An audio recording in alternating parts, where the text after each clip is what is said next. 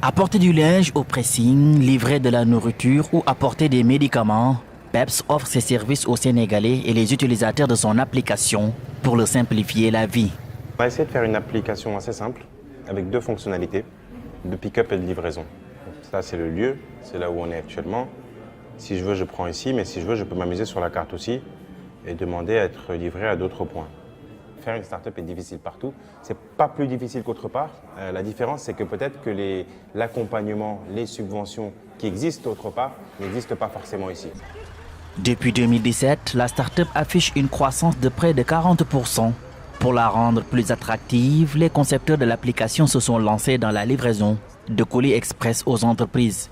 Une façon de gagner plus pour rester dans le marché. Quand tu commences une start-up ici, il faut gagner de l'argent directement, sinon tu fermes. C'est simple. Si tu ne gagnes pas d'argent, tu ne peux pas vivre parce que cet argent-là, il ne nous l'est pas donné en fait. Nous, on n'a pas eu de dons, on n'a pas eu de subventions, on n'a pas eu de prêts. Tu vois ? Et au moment où on aurait pu en avoir, finalement, la structuration qu'on veut donner à la société fait qu'on ne peut pas les avoir. Parce qu'on veut avoir une structuration qui soit investment friendly pour d'autres investisseurs étrangers. Donc avec une structure d'holding et des structures de filiales, etc. Ça peut parfois poser problème lorsqu'on a des investisseurs purement locaux. Aujourd'hui, les startups ont pris leur envol au Sénégal. Les acteurs ne comptent pas s'arrêter, malgré les contraintes. Il n'y a rien qui nous empêche, non. Il n'y a rien, non. On peut atteindre ce qu'on doit atteindre si on a la bonne mentalité. C'est que ça.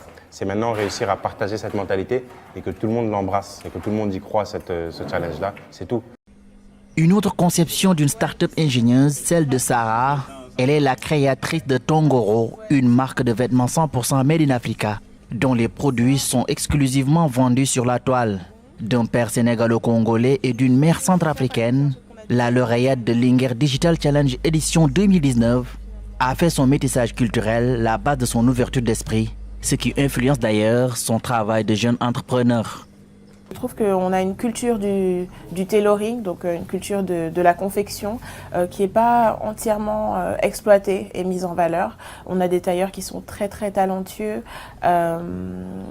Malheureusement, je pense juste qu'on manque un petit peu de structure quand on veut passer de la créativité au business et donc transformer cette petite économie en quelque chose de plus tangible. Partie avec peu de moyens, Sarah a su profiter de l'utilité des réseaux sociaux. Elle surfe sur Instagram et Facebook pour commercialiser et annoncer ses vêtements. La plupart de ses clients résident aux États-Unis et en Afrique du Sud. Je n'avais pas spécialement besoin de beaucoup pour commencer. Et puis je pense que de manière générale, l'adage qui dit qu'il faut commencer avec ce qu'on a, quand on l'a et où on est, ça s'applique vraiment à notre situation qui est assez unique parce qu'on est sur un continent maintenant qui est dynamique, qui est très jeune et je pense que la seule chose et le seul atout dont les gens ont besoin pour commencer, c'est de ne pas avoir froid aux yeux et de ne pas avoir peur.